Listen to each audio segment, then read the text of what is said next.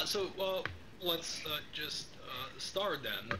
And thank you very much for this opportunity to speak to this audience. And I hope that the video link will work well, and we won't have any technical problems. Uh, it's a forum on zero nuclear weapons, and I think it is very appropriate indeed that it starts with the two countries that have between them more than 95% of all nuclear arsenals. And I will talk about the U.S.-Russian arms control process and about some things that we can or cannot expect or should not expect, and something that we should focus our efforts and attention on. If we look at the where we were back in 1991, when the current disarmament process started, we can certainly say that there has been a very significant progress. At this point, today, the United States has about 2,200 strategic nuclear weapons deployed. Russia has about 2,500 strategic weapons. And if we compare these to 10,000 or so that each side had back in 91, this is certainly a very, very significant achievement. So we could say that the glass is half full. At the same time, it is indeed half empty in the sense that there is still, we count the number of weapons that we have in thousands. And I don't think there is a clear sense and clear understanding on either side why do we need the thousands of nuclear weapons deployed. So I think we could say that we sort of found out that reductions of nuclear weapons are not particularly easy. It's a difficult process. It took us 15 years to get, or more than that actually, to get to where we are today. But if we look at the what happened during those years, I think we can say and we can see why the process was not actually more better or faster than it actually was. So, as we all know, the previous U.S. administration argued that the United States and Russia are no longer enemies, so we don't need any arms control agreements. And well, they didn't believe in arms control anyway. And I would say that they got, at least the first part, they got absolutely right. The United States and Russia are not indeed enemies. However, what they forgot was that we didn't get to this point automatically. It just didn't happen overnight. The reason we had the level of relationship that could allow us to say that we are not adversaries anymore, we achieved that level precisely by having arms control agreements, by having the formal legal framework for disarmament, having various links and cooperation and close and joint projects like the non-Lugar program, the cooperative threat reduction, like the lab-to-lab cooperation and things, cooperation in space and things like that. And we clearly saw that during the Bush years, when these mechanisms and these links between the two countries were neglected, we saw that there was a fairly steady erosion of trust and confidence that led actually to deterioration of our relationships. And that resulted in, I would say, a very low point in bilateral relationship last year during the invasion in Georgia, and generally there was a sense that the relationship is going nowhere. It was very encouraging to see that the new administration actually reversed that trend, and it got the main point right. It famously reset the relationship with Russia. And I think it's very important, it started the arms control negotiation process again. We know that the United States and Russia now are negotiating what is called a START follow-on agreement. The process itself, in fact, is not without its dangers. The arms control, with all the positive side of it, has a dangerous side, which is that it is possible that the substance of the relationship will be reduced to just numbers of weapons and calculations of strategic balance and first and second strike potentials and things like that. We've already seen these discussion about missile defense and things like that. There is a lot of kind of a Cold War, what I call bean counting mentality out there, and unfortunately, this mentality is very entrenched in minds and hearts of many people.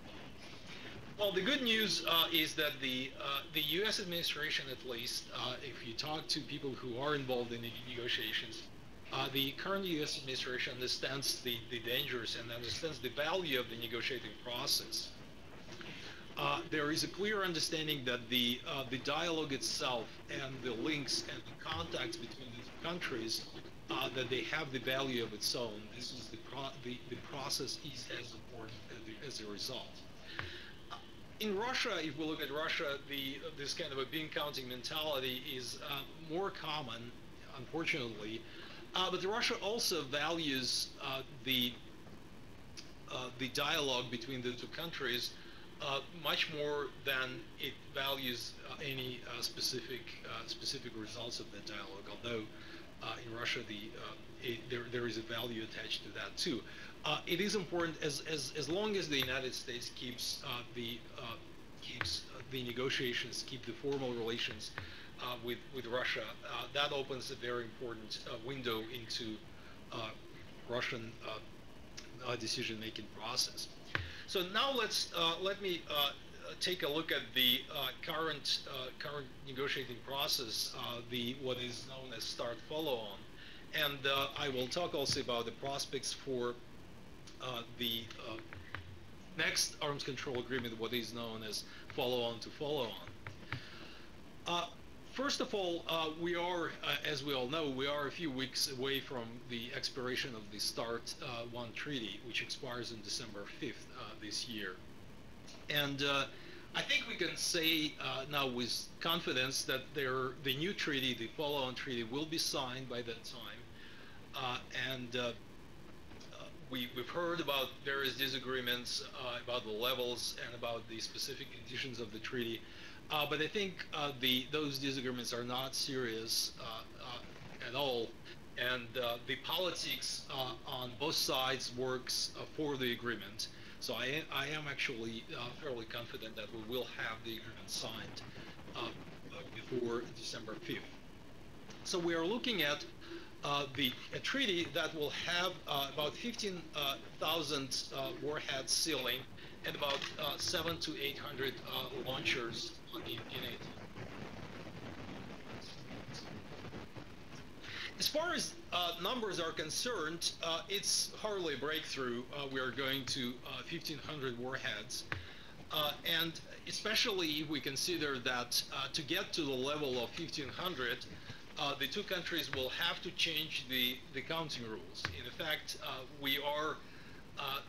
both countries are making for the reductions by just changing the definition of what's counted. Because these the 1,500 warheads and 700 launchers are quite different from the warheads and launchers that were counted in the START treaty. However, as I said, at this point, I believe the process is much more important than the result, than the numbers at least. And it appears that the key elements of the START treaty will in fact be preserved. And the key elements are the transparency and the verification system. More than that, I think it is possible, and it looks like it will be the case, that the change of counting rules, the certain changes will be sort of met with the new transparency. So for each rule that would allow the countries to move weapons from to the operationally non-deployed category, there will be some transparency measure that would verify that. So I think this is a very good sign, or at least we hope that that will happen. Unfortunately, we don't know yet what the details of the new transparency and verification system will be, but I would say that this is something we should pay very close attention to, because in my view, the transparency and accountability of the new treaty will eventually determine the success or failure of the entire arms control and disarmament process. Now, if we look a little bit beyond the current treaty, if we look at what would be possible in the follow-on agreement, here the situation is getting a little bit more complex. First of all, we need to know that the current treaty will call for reductions to the level of 1,500 warheads by the year 2016. Again, it's hardly the kind of breakneck pace that many people expect from the United States and Russia. So how quickly can we move to a further level? How quickly can we move to a level of, say, 1,000 warheads or 500 warheads or even lower? And here I think we should look at this with caution. Quite frankly, I'm personally skeptical about the potential for the follow-on treaty. Many people hope that whatever problems we cannot solve in the current negotiations, they will be solved in the next stage. I think that's, again, as I said, we should be cautious about that. The reason is that if we keep the negotiations in this what we call the European Council mode, getting to a level of about 1,000 warheads would be virtually impossible. To begin with, there is a tremendous inertia in both arsenals. There are current programs that both countries started and they would want to preserve. If you look, for example, at the Russian arsenal, if Russia will continue all the modernization programs that it already started, its strategic force will be on the level of 1,500 to 2,000 warheads for a decade or so, certainly through about 2025. So cutting back on these promises that the programs that are already there would be very difficult. And as you can imagine, people who are involved in that enterprise, who are invested in those programs, they will find all kinds of arguments to argue that those should be preserved, and they will point at sort of disparity between the two arsenals. They will come up with ideas about upload potential or missile defense or conventional forces, tactical nuclear weapons, and things like that. So I think my point here is that if you try to define if you try to go to the low levels, keeping the kind of the adversarial relationships between the countries, that would be impossible. The only way to get beyond the current status is to move away from these adversarial relationships between the two countries. And I think I'm fairly confident that we can do that. And the current dialogue is a very good beginning. And again, if we have the treaty, and I'm positive we'll have the treaty, if the treaty will preserve the verification and transparency measures, if it will preserve the possibility for two countries to work together on reductions of their arsenals, if that treaty could set up the stage for further cooperation, and for example, cooperation in monitoring missile launches and missile tests across in other countries, maybe even in some joint work on missile defense, even though the missile defense itself may not be a good idea its own, but there is a room for joint work between the United States and Russia that could help the two countries to better understand the nature of the threats from ballistic missiles in third countries and the possibilities of a response. Then there is a lot of room for cooperation in areas like securing nuclear materials and